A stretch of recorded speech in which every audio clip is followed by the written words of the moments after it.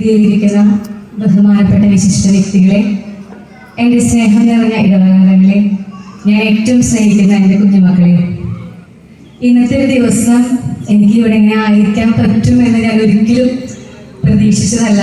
എൻ്റെ ആരോഗ്യസ്ഥിതി എല്ലാവർക്കും അറിയാം, കുറച്ച് ബുദ്ധിമുട്ടൊക്കെ ഉണ്ടായിരുന്നു. പക്ഷേ ഇന്നത്തെ ദിവസം എന്നെ ഇവിടെ ചേർത്ത് വെച്ച എൻ്റെ ഈശോയുടെ കാരുണ്യത്തിനെ ഓർത്ത് ഞാൻ ആദ്യമേ തന്നെ നന്ദി പറയുന്നു. ഏറ്റവും സന്തോഷത്തോടെയാണ് ഞാൻ ആയിരിക്കുന്നത്. 15 വർഷത്തെ എൻ്റെ സർവീസ് അവാർഡ് ഒരു കയ്യില്, മറ്റേ കയ്യില് ഈശോ എനിക്ക് പുതിയതായിട്ട് തന്ന സ്നേഹ സമ്മാനം ക്യാൻസർ എന്ന എൻ്റെ റോസാ പുഷ്പം.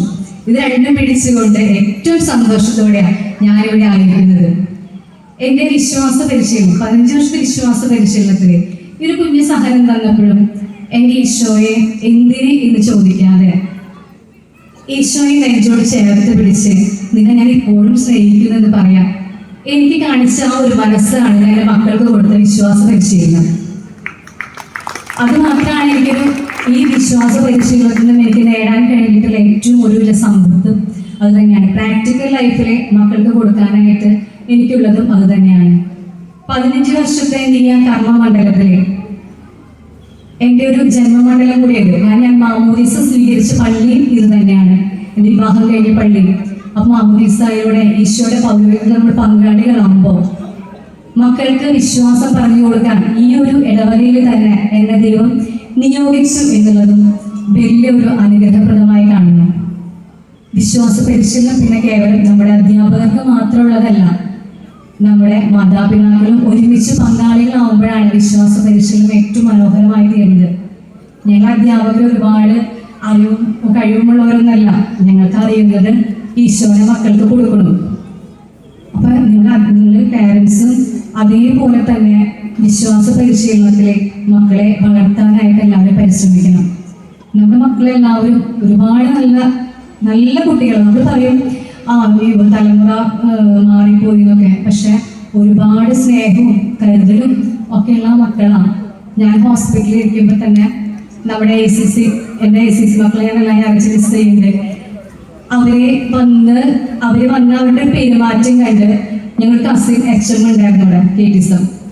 അവര് പറഞ്ഞത് ഇവരെ റിൻസി ഇപ്പോൾ KTSM പഠിപ്പിക്കാനുള്ള അവർ റെഡിയാണെന്ന് പറഞ്ഞു.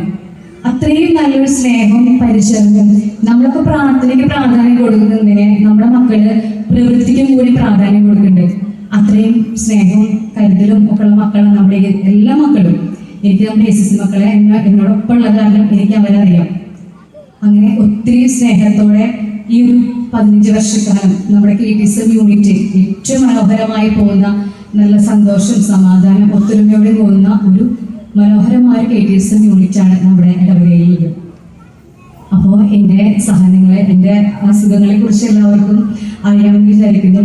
ഒരു മാസം മുന്നേ വന്ന ഒരു കാലുവേദന, ഒരു ഇടപ്പല്ലിലെ ട്യൂമറായി.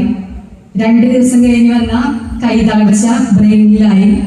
പിന്നീട് വന്ന ഒരു PET സ്കാൻ യൂട്രസിലും. അങ്ങനെ 3 സ്ഥലത്തും ക്യാൻസർ എന്നൊരു ഇത് വെച്ചുകൊണ്ടാണ് ഞാൻ നിൽക്കുന്നത്. അപ്പൊ ഈ ഒരു സമയത്തൊക്കെ ഞങ്ങളുടെ അടുത്ത് കുറെ പേര് വന്ന് ചോദിച്ചായിരുന്നു, നിങ്ങൾക്ക് 2 പേർക്കും നിങ്ങൾക്ക് എന്തുകൊണ്ട് ഇങ്ങനെ? കാരണം നിങ്ങൾ 2 പേര് KTSM ടീച്ചേഴ്സ്, എന്നും നിങ്ങൾ വന്ന് കുർബാനയ്ക്ക് കുടുംബമായിട്ട് വരുന്നു, പ്രാർത്ഥന, കുമ്പസാരം, ഉപവാസം അങ്ങനെയാണ് നടക്കുന്നത്, നിങ്ങൾക്ക് എന്തുകൊണ്ട്? പക്ഷെ ഞാൻ അവർക്ക് ഒരു കാര്യം പറഞ്ഞല്ലോ, നമ്മുടെ ദൈവത്തിന് അങ്ങനെ തെറ്റൊന്നും പറ്റില്ല. നമ്മുടെ ദൈവത്തിന് കൃത്യമായിട്ടുള്ള പ്ലാനും പദ്ധതിയൊക്കെ ഉണ്ട്. നമ്മുടെ ദൈവം സ്നേഹവാനും കാരുണ്യവാനൊക്കെയാണ്, ഒരിക്കലും തെറ്റുപറ്റില്ല. ഒരുപാട് അൽത്താരമേലെ എന്നെ ചിലപ്പോൾ സാക്ഷ്യത്തിന് ഇടവരുത്തുന്നതായിരുന്നു ഞാൻ വിശ്വസിക്കുന്നു. മറിച്ചാണെങ്കിലും അതിനും ഞാൻ ആമേൻ പറഞ്ഞ് സ്വീകരിക്കുന്നു. അപ്പോൾ ഇത്രയും വർഷക്കാലം എന്നിൽ നിന്ന് എന്തെങ്കിലും മക്കൾക്കോ പാരൻസിനോ എവിടെയെങ്കിലും ഒരു ചെറിയ പാളിച്ചകളോ തെറ്റുകളോ വേദനകളോ ഉണ്ടായിട്ടുണ്ടെങ്കിൽ ഒരു മാപ്പ്.